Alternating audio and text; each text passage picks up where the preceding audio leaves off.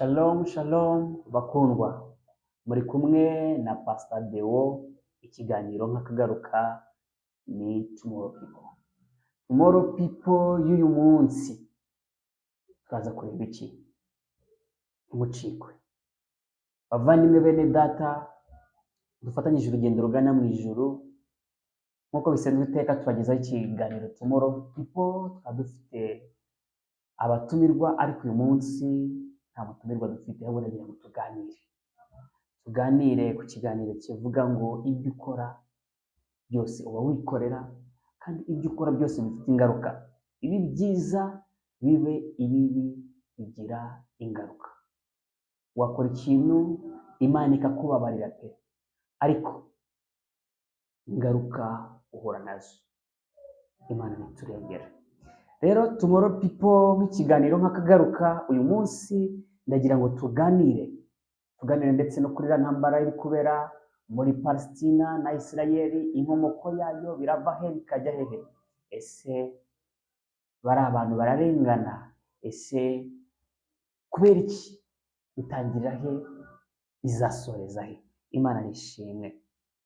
Bibiliya buri kintu cyose kijya kiba kuri isi iba yarakivuze. Mureke dusome, ndagira ngo babwire ko ikiganiro tugiye kugirana ni ibyo ukora bifite ingaruka nziza cyangwa mbi. Mu rurimi rw'amahanga baravuga ngo every action has a reaction. Ikindi wanamenye ni uko there is a relationship on cause and effect. Cause and effect relationship. Ni ukuvuga ngo buri kintu cyose umuntu akora kigira ingaruka. Ibi byiza ndetse bibe n'ibibi. Niba uhisemo kugendera mu nzira y'Imana, hari ingaruka nziza. Niba uhiteshutsemo ukayoba, nabyo hari icyo bizagera gute? Ntabwo bizagendera ngo birangirire aho ngaho. Imana nishimwe. Ahangaha rero muri Zaburi ya 50, Zaburi ya 50 umurongo wa 21, hari umurongo uvuga ngo ibyo urabikora nka kwihorera, ukibwira yuko hanye nawe rwose, ariko nzaguhana mbishyire imbere y'amaso yawe byose uko bingana.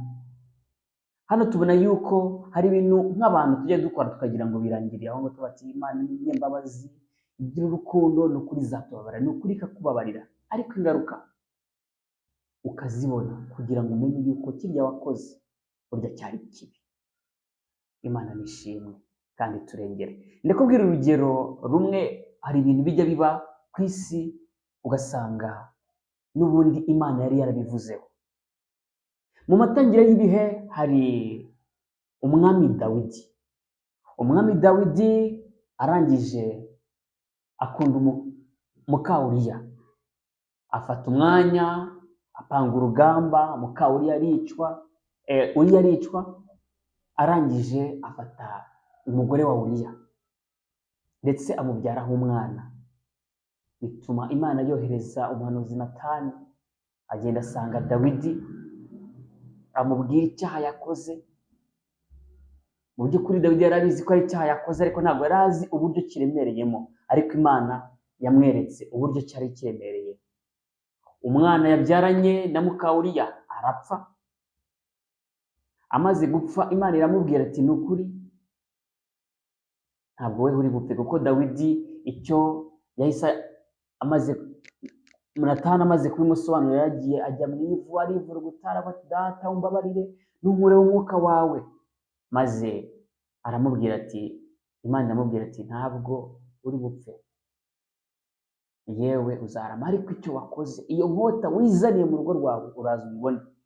Bituma ingaruka zaje kuba ya nkota Dawidi ubwe yizaniye mu rugo, kandi Imana yamaze kumubabarira, ariko iyo nkota uzanye ko wabonye uyizana, niki kizayisubizayo?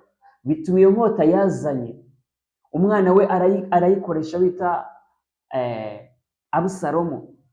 Mu gihe Abusalomu yicaga Amunoni nawe yakoze ikosa ryo kugira ute, ryo gufata ku ngufu uwo bitaga Tamari mushiki wa Abusalomu. Ni ukuvuga ngo inkota yazanye itangiye kugira ute gukora amabara mu muryango, ariko icyaha yakoze yakihannye, yivuguse mu ivu, arangije Imana iramubabarira, ariko iramubwira ngo icyo ukoze isubira kuri wa murongo uvuga ngo urabikora nka kwihorera ukagira ngo mpanye nawe, ariko umunsi nzabishyira imbere y'amaso yawe uko bingana nibwo uzabibona yuko gize neza hawanye nawe.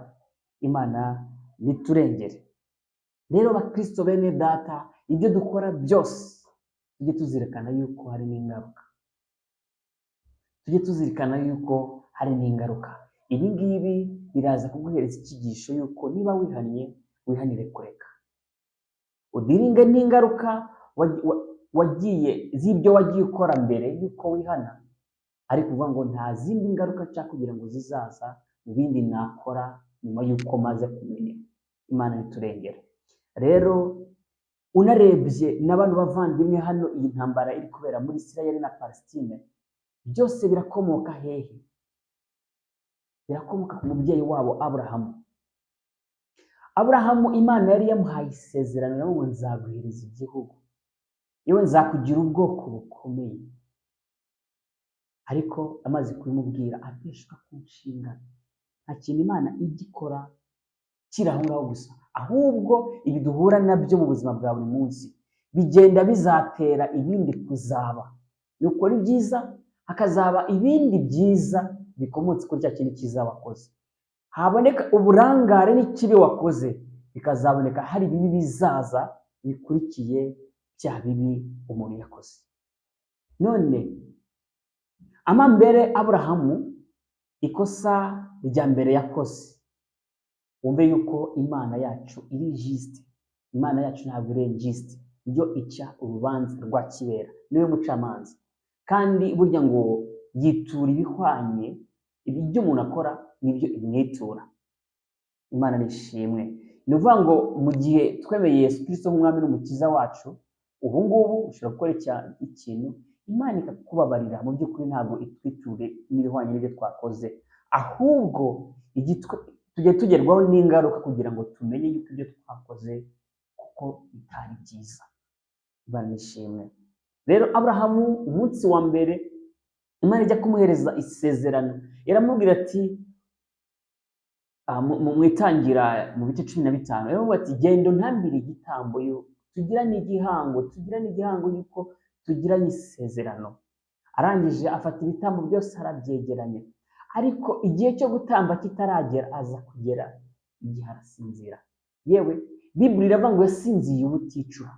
Amaze gusinzira ubuticura, Imana iramubwira ngo ibitotsi ugize ni bibi cyane, urubyaro rwawe ruzajya muri Egiputa ruhamare imyaka 400 batotezwa n'irindi shyanga.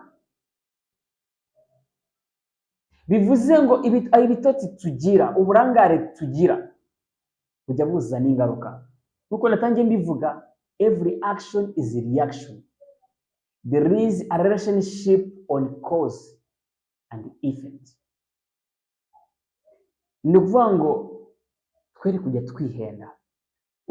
Mu gihe bari muri Egiputa bari mu gutotezwa, bari mu ngaruka z'ibyo umubyeyi wabo yakoze, yuko yasinziriye. Igitambo yakabaye agenera Imana, ibisiga bikakirya. Imana niturengere.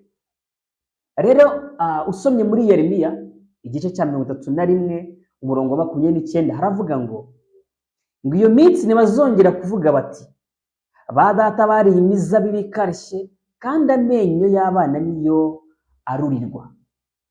Rero urebye Aburahamu nawe hari kiriya yakoze cyo kugira ngo urubyaro rwe rugiye muri Egiputa rutotezwe iriya myaka yose, ariko kugira ngo uyu mwanya abana ba Isirayeli, abana bakomoka kuri Isaka umwana wa Aburahamu, ndetse n'abana bakomoka kuri Ishimayeli umwana Aburahamu yabyaranye n'icore cya Gayi, baze uyu mwanya kuba bashyamiranye. Abana bafite imyaka 15, impinja ziri kuvuka zimaze amezi 3, abasaza bafite imyaka 80, abo bose batari bamara n'imyaka 100 babayeho, ariko ibintu byabaye mu myaka ibihumbi bishize, uyu mwanya abana baba baribo bari kumva ubusharire mu menyo yabo, ariko abariye imizabibu irura hari ababyeyi. Numva icyo kintu ukuntu kiremereye. Aburahamu Imana imuhaye isezerano yuko izamugira ubwoko bukomeye, arangije ava mu isezerano. Avuye mu isezerano, Imana yo nyuma yaje gushyitsa isezerano, ariko yavuye mu isezerano, ava mu isezerano abyarana n'umukozi wo mu rugo. Uwo mwana ubu ngubu niyo mahwa ahanda mu mbavu, bwa bwoko bukomeye Imana yari yagize yari yasezeraniye Aburahamu. Imana nitugirire neza tumenye yuko every action it has a reaction. Buri kintu cyose dukoze, cyaba cyiza cyangwa kibi, ibirangirira aho. Imana yavuze ngo byose burya nzabishyira imbere y'amaso yawe, ibi byiza bibi bibi byose bizaza imbere y'amaso yacu. None mu gihe tumaze kumenya yuko ababyeyi bariye imizabibu irura, ubusharire bukaza mu bana, ababyeyi bakoze ibidega, ariko abana nibo bari mu ngaruka. Tubimenye kugira ngo dukontorore ibyo dukora, imirimo yacu ya buri munsi, tumenye yuko ibyo dukoze bitarangirira aho, biguma imbere y'Imana kandi bikaba urwibutso.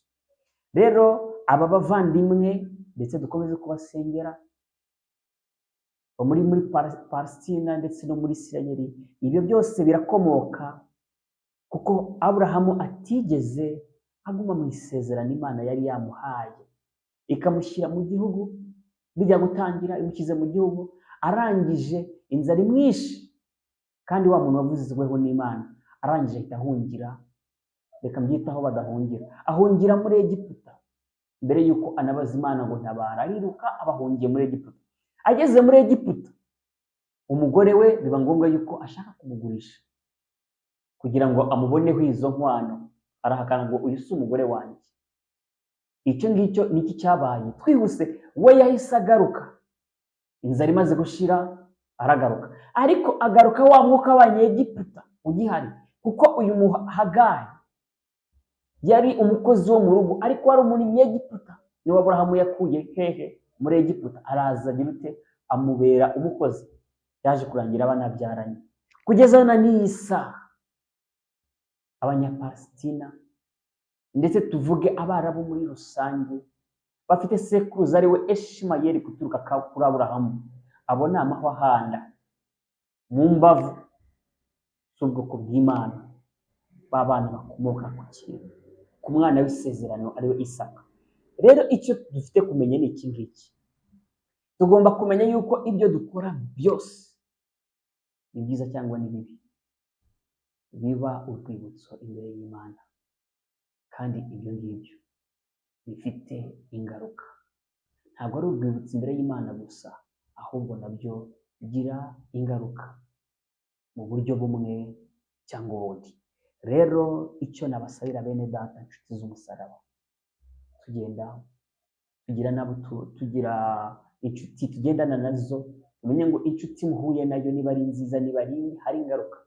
Amahitamo ukoze ayo ari yo yose, ameza cyangwa amabi, hari ingaruka. Mureke dukomeze dusenge, kandi tunamenye yuko n'umugabo n'umugore aho bari bamenye yuko gucana inyuma, kujya kubyara hanze, ibyo byose hari ingaruka. Uyu mwanya Aburahamu ntawe uhari, Hagayi ntawe uhari, Ishimayeli ntawe uhari, abo bose nta n'umwe uhari, ariko abana babo ubusharire, ububabare, ubusharire bw'ibyo bariye biri mu menyo, burasharirira abo bana bari hariya muri Palestina, bari hariya muri Isirayeli. Rero bavandimwe, ubwo tuzengurutswe n'ibihamya bingana bitya muri Bible ndetse n'ibiba turebesha amaso, ibyo bitubera icyigisho, kuko nta kintu na kimwe tuzirebuza, kubera yuko ibyigisho biratuzengurutse imbere n'inyuma. Bavandimwe rero, inshuti z'umusaraba, tumenye yuko ibyo twikora byose hari ingaruka. Rero moral people, abazaba mu ijuru, abazaba muri Yerusalemu nshya, abo ngabo abo barafite kwitandukanya n'ikibi icyo ari cyo cyose, kandi tukareka Mwuka Wera akaba ari we utuyobora muri buri kimwe cyose dukora.